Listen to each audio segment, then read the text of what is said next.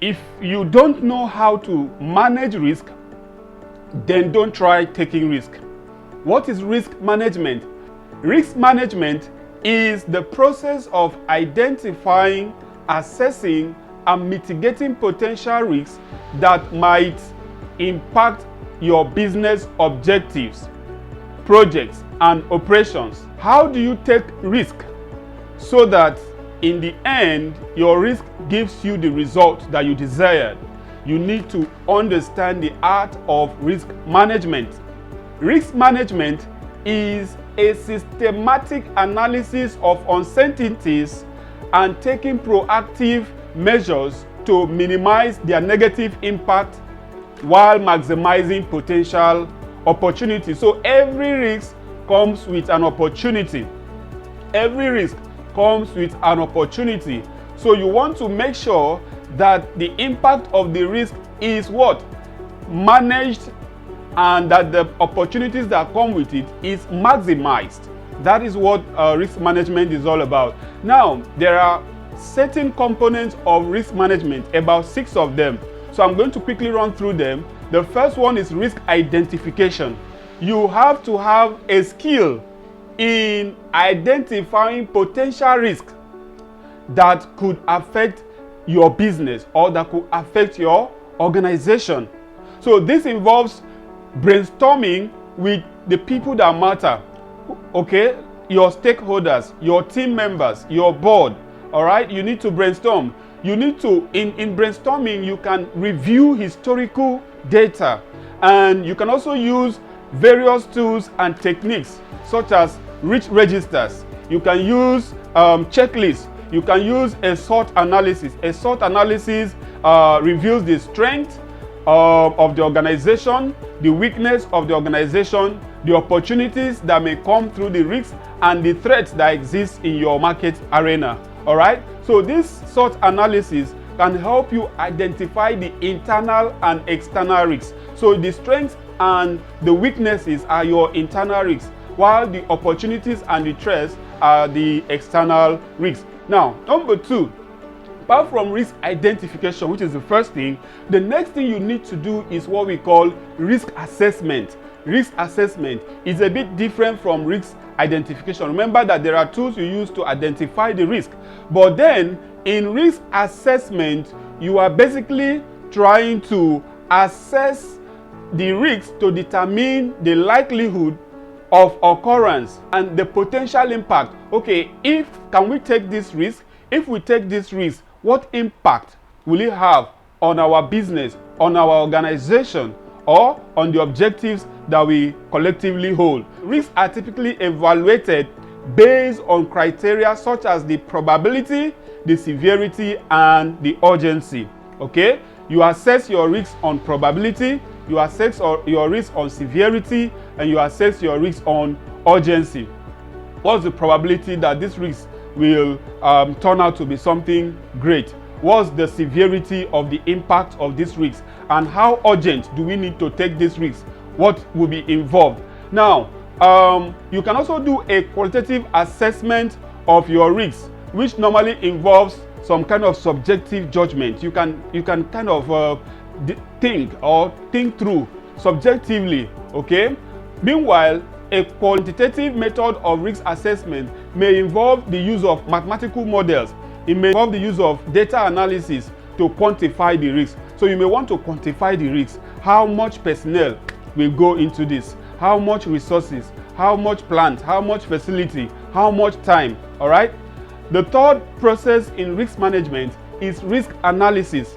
This is also different from risk assessment. In risk assessment, you're looking at the probability, the urgency, and you're looking at the severity. But in risk analysis, you are conducting a further examination of the risks that you have identified, and you want to understand the root causes, the potential consequences, and the possible interdependencies. What is going to depend on this risk, and what is this risk going to depend on? All right? Then this step helps to prioritize risks based on the level of significance and based on the appropriate risk response that needs to be put in place. Now, we also have a fourth component of risk management, which is risk response planning. So once you've identified the risks, once you've assessed the risk, once you've analyzed the risk, you want to plan for the risk. And please never take any action without planning. So a risk could involve investing your money in a property.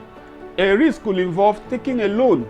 A risk could involve sending someone abroad to study, for example. I'm just giving you some example. So you want to do a risk planning to be sure that you have all it takes to embark on the process. So based on the results of your risk analysis, you need a risk response plans that are developed to address, identify risk. So we've talked about risk identification, risk assessment, risk analysis, risk response plan. The fifth process is risk monitoring and control.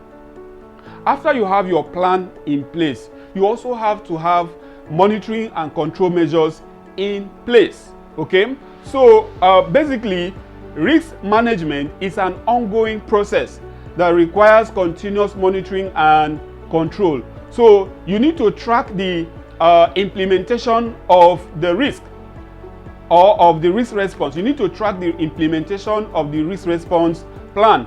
You need to monitor changes in the risk environment because anything can happen. Change is the only thing that is permanent. All right, so you need to constantly monitor things that happen initially may change along the line while trying to implement the risks. So you monitor the changes in the risk environment.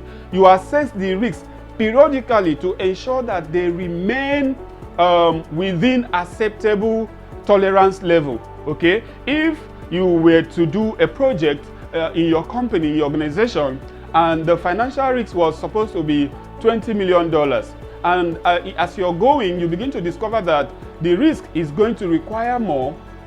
Okay, so you might decide to say no, let's stop here, or you might decide to continue. So you need to have an open mind that I may have to spend more on this project, or I may actually spend less on this project. So without monitoring and control, you will not be able to ascertain this. So you need to constantly adjust your risk management strategies in order to make sure that new information or changes in your business environment are appropriately taken care of.